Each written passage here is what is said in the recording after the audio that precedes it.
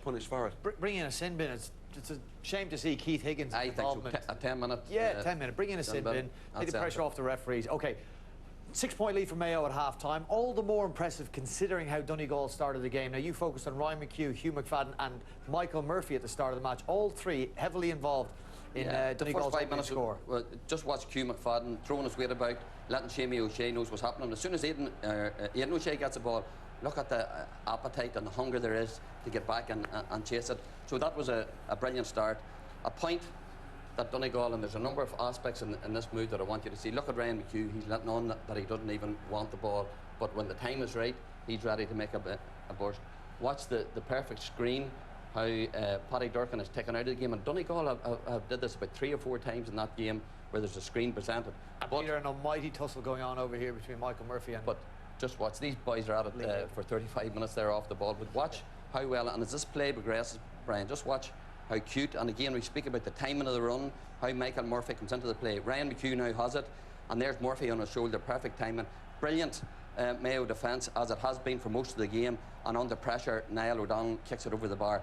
But Donegal are having to work really hard to get them scores, and I think the amount of turnovers, Brian, in that first half, it is 15 turnovers to Mayo, Donegal only 6, and that's an indication of the appetite and the intensity in which Mayo are playing with today. Mayo also afforded some great opportunities to score. They have got a goal through Cillian O'Connor. We saw Donegal cough up some goal opportunities, or goal chances when they played against Meath. They did it the same here again, but Peter, I suppose you get an indication of how little time you have to react. We spoke before the game about Mayo's setup. It's not that they're set up really well here, Brian. I think Sean Patton is so unlike him.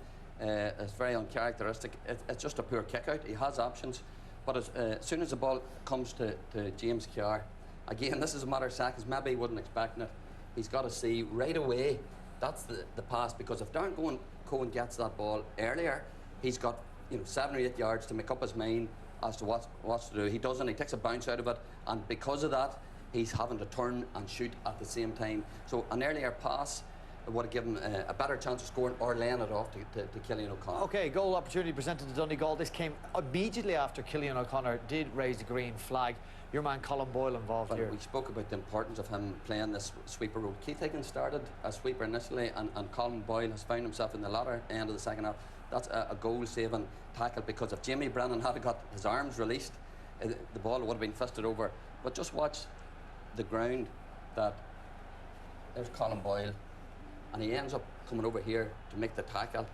This is where the play is. So again, we're talking in a matter of seconds here, and it's his decision making and getting in. As soon as Jimmy Brennan gets the head up, bang, he's tackled, he's turned over legally this time, unlike the one I showed beforehand.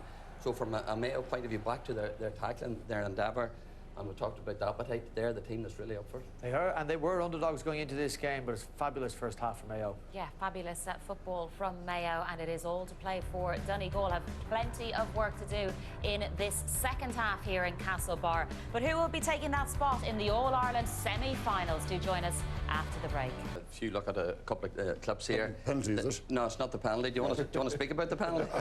I just thought it was incredibly harsh. There was two guys grappling in there, and I thought it was an incredibly harsh... I think we made that call at a really, really important time of the game. So we had a good look at it, and he's one. Here it is. We had a good look at it, and it's. If I get a penalty for every one of these, James, I'd be delighted. But you got your fair share. Don't he said he would have got 5 against Throne in the All-Ireland final 2008. That's 50. I think if Keegan hadn't went to the ground, it was definitely no penalty. Yeah. But that penalty. That could have been a game changer, and Big Aidan got a thump straight after that as well. But you held your nerve and you came back. One clip that I want you to look at was your start in the second half. Talk to me about your tackling and your tenacity from your forward. No, that's Fionn McDonough there. You can see him getting back. He made about 90 yards to get to that ball, and Fiona's been injured. He's an injury for the last couple. The way he went in for that ball, a sort of lost cause to win that, just to get a little flick on it, was superb. The performance of this man here, James, Andy Moore, your views? Well, I don't know what percentage of ball that he wins, that's kicked into him. It's very high. I'd say it's 95% of the ball. And just the way he I think it's James Kerr that wrapped around him there, just giving the ball at the right time to the shooter. Superb. Yeah. Your kick-out strategy, Rob Hanley, he was a man that came into this game with fierce amount of pressure on his shoulders. Can you sum up his performance? Yeah, I thought Rob was very good today. He's a very good long kicker of the ball. He's a very nice trajectory on the ball, and the guys from Brafey would know it very well. So we'd back ourselves on a lot of the breaking ball. So were you expecting Donegal to be so aggressive on your own kick-outs? Oh, absolutely. Yeah, they usually press 4 and two lines of 4 usually when they're pressing. So we expected that. So we wanted to get a lot of ball out over that press, and it worked a lot. Jason Doherty, I think he got 4 or 5. He got a very bad injury there. So I think he got 4 or 5 crucial wins for us at key times. Yeah, absolutely. I think this camera angle behind the goal identifies the precision of Rob Hanley's kick-outs. You know, there's not much space in which he can put the ball there. Yeah. And the way that he slices it out into the oncoming Jason Doherty. Yeah, you can see the amount of Donegal people that are pressing there ahead of the ball, so there's going to be pockets. We hope those pockets. For a lot of the game, you kept the ball away from the two O'Sheas. You seemed to target Jason at centre half forward. That worked well for you? Yeah, as I said, he won 4 or 5 crucial balls for us, so that was great. It was another outlet for us, so it worked well. But look, overall, Peter, have to be delighted with the work rate and the application. We had 14 wides in the first half, I think, or something to that effect, so we need to be much more productive on the possession that we have. But yeah, well, we're delighted to get through today. Well, the attitude of the players and the crowd in the closing minutes, if I'd heard, would have been standing on my head. So congratulations, well done on a brilliant performance. Yeah, absolutely brilliant. James, congratulations on the victory. Lovely to have you back in the studio with us once again. So it is Mayo who march on to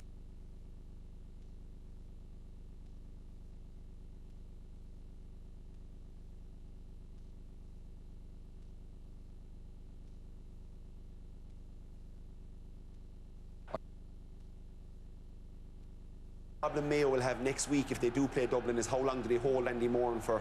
Darren Cohen didn't have a great day today, but Moran was inspirational, and as I said, he'll look back in the game and probably go, I should have done more, I should have probably set up a goal chance for somebody. So there's room for Mayo to improve. This will give Mayo a lot of confidence now. Mayo are a dangerous animal going to Croke Park next week. They'll rest down from this and they'll be looking forward to a crack off Dublin. You can take a bit of confidence when you're creating goal chances. You'll be a bit critical of yourself when you don't actually take them. You're right, Andy Moran had one, Lee Keegan had one. Take us through this one, Peter. Yeah, as Kieran said, it's the one aspect of the performance, you know, that James will be very disappointed. You can question the Donegal defend, one of the few stages where they didn't have a sweeper, but just watch how easily Lee Keegan, one of their best attacking players, was able to come down the middle of the pitch. Mayo end up with nothing, and this was at a crucial stage in the game. And had Keegan any options, he could have tapped it over the bar, or Brian, he simply could have given a simple fist pass. He could have ran on for the return and ended up palming the ball into the net. Game over. Instead, probably defender in front of him, rash, kicked it wide. How does that happen to one of the best players on the field? He'll be watching that through his fingers later on tonight, but he won't. If that happens next week, if Keegan goes through the middle, you can be damn sure that he'll make the right decision. It wasn't the right decision from Lee. He had a terrific game, and he'll want to make up for that next week. But that was one of 3 or 4 goal chances that they had that they didn't convert. So moving forward, be it Throne or Mayo, but if you've created goal chances against Donegal, you're doing plenty right. It's all confidence. They didn't take him, they didn't capitalise on them, but they will look forward to having them chances again next week. Absolutely. Very quickly, Dublin or Tyrone watching on, will they be worried about the momentum now that Mayo are building? How can you not be worried with Mayo? The amount of people that thought they'd no chance, that Donegal were